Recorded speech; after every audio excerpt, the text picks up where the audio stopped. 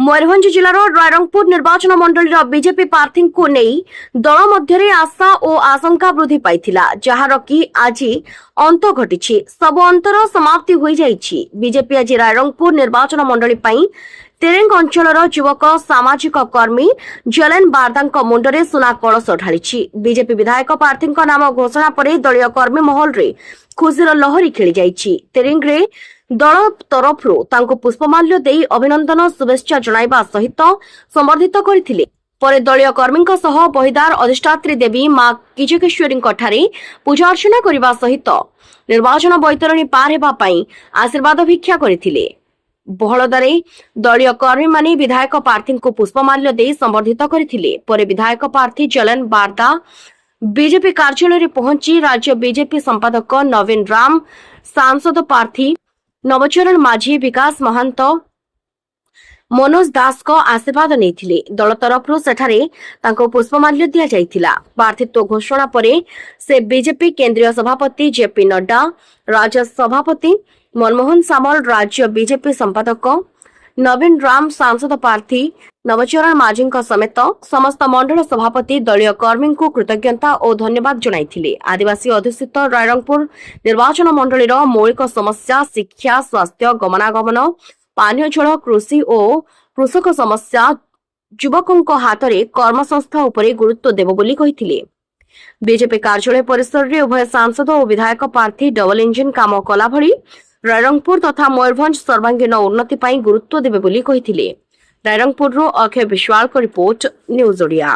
Bharatiya Janata party Rairangpur निर्वाचन मंडल प्रार्थी रूप में मत चयन कर भारतीय जनता पार्टी केंद्रीय टीम एवं राज्य टीम समस्त को मो तरफ अनेक अनेक धन्यवाद देउछि। तत्सहित रायरंगपुर निर्वाचन मंडल मो नेता नवीन राम जी एवं नव भाई एवं बापी भाई एवं प्रत्येक मंडल सभापति आमर जो 9टा मंडल सभापति समस्त को धन्यवाद देउछि। तत्सहित भारतीय जनता पार्टी प्रत्येक कर्मी से मो ना को से चयन पाई मो तरफ से अनेक अनेक धन्यवाद और शुभेच्छा जनाऊँगी।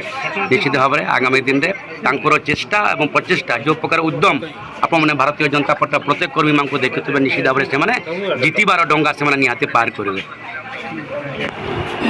ना हूँ नवचरण माझी, मयूरभंज लोकसभा प्रार्थी। ये मोर तो 21 तारीख रे घोषणा है, 22 तारीख कार्यक्रम आरंभ करी एवं मोर जीए अनुगामी तारी आज फलाफल घोषणा है। घोषणाटा सबू कार्यकर्ता सबू मंडल सबू आमर म्युनिसिपालिटी समस्त का चयन जोटा थिला सेटा ही आज से समस्ते कार्यकर्ता आज भारी खुशी अच्छा।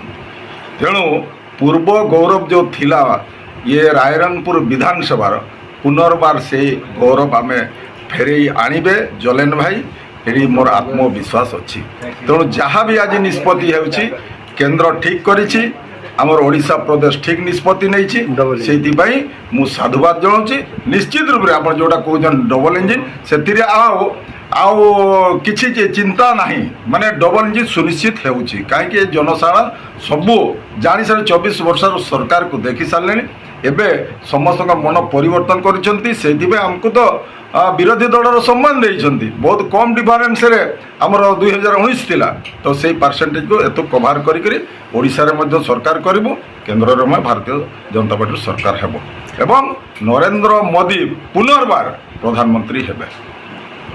एक्स-जेडपी मेंबर जामदाब लोग आज राज्य भारतीय जनता पार्टी रायरंगपुर निर्वाचन मंडल विधायक प्रार्थी रूपे जलेन बारदा ना को घोषणा कर जोटा कि आप लक्ष्य करेंगे विगत दिन में भारतीय जनता पार्टी कार्यकर्ता सहित यही निर्वाचन मंडली रे सांताल कम्युनिटी सहित हो कम्युनिटी भोट संख्या प्राय प्राय सेम रोचे एवं हो समाज तरफ भी आशा रखुले प्रार्थी करा जाऊ एवं आबाल वृद्ध वनिता विशेषकर आपणकर कौन बेपारी संघ कथा कहतु, दुकानी संघ कथा कहतु, समस्ते चाहूले जे जलेन बारदा भाया जड़े प्रार्थी को प्रार्थी रूपे भारतीय जनता पार्टी घोषणा करूँ एवं आज ताहा ही कर्मी महल रे बहुत उत्साह परिलक्षित होउछि एवं सफलता सुनिश्चित बोलिक आशा। भारतीय जनता पार्टी राज्य संपादक आज आप जो देखले जलेन बारदार जो जलेन नायक